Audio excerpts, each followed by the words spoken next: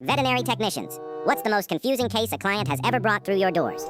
I was working the desk at a small animal clinic when a chaotic Wednesday afternoon had the waiting room packed with barking dogs and hissing cats and one parrot that kept screaming curse words at elderly people, and I was running on my third cup of coffee when a man in his late 50s burst through the door holding what appeared to be a large gray cat wrapped in a blanket. Except the creature was making sounds I had never heard a domestic feline produce in 7 years of veterinary medicine. He rushed to the counter with tears streaming down his face saying, "My baby is sick. She hasn't been eating. She's been making horrible noises all night." And he unwrapped the blanket, and I found myself staring at a creature that looked like someone had combined a cat and a rat and a garbage disposal into one very confused, very angry animal that was absolutely not a cat by any biological classification system known to humanity.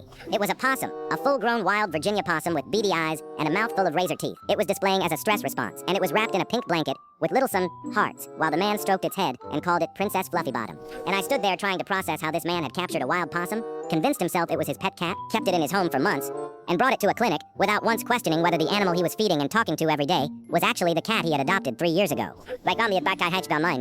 I asked when Princess Fluffybottom had started looking different, and he said without a hint of irony, about 6 months ago, she went through a really rough shed, and I thought it was just a phase. And at that moment, I started seriously questioning every single life choice that had led me to this clinic, because I was now staring at a man who had spent half a year living with a possum without realizing it. And somewhere out there, an accountant was crunching numbers in a quiet office, where nobody was asking them to explain basic mammalian taxonomy to a fully grown adult who genuinely believed his cat had transformed into a different species through shedding. I gently explained that Princess Fluffybottom appeared to be an opossum and not a domestic cat, and the man looked at me like I had told him the sky was green and said, "That's ridiculous. I've had her since she was a kitten." And the possum chose that exact moment to hiss at a passing golden retriever and then dramatically play dead right there on the counter, going completely limp with its tongue hanging out and eyes rolled back. And the man started screaming and shaking the poor possum, trying to revive it, while I tried to explain between barely contained laughs that playing dead is simply what possums do when they're scared, and Princess Fluffybottom was perfectly fine.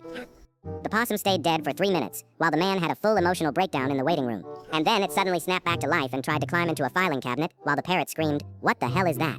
And I realized that nothing in veterinary school had prepared me to explain to a grown man that his cat was actually a completely different species that had been living rent-free in his home, pretending to be his beloved pet. We took the possum to the back and checked it for injuries, and it was perfectly healthy aside from being a little underweight, and we contacted a wildlife rehabilitation center, while the man sat in the waiting room for 2 hours, refusing to leave because he was convinced we had switched his cat with a lookalike, and kept demanding to see Princess Fluffybottom one last time.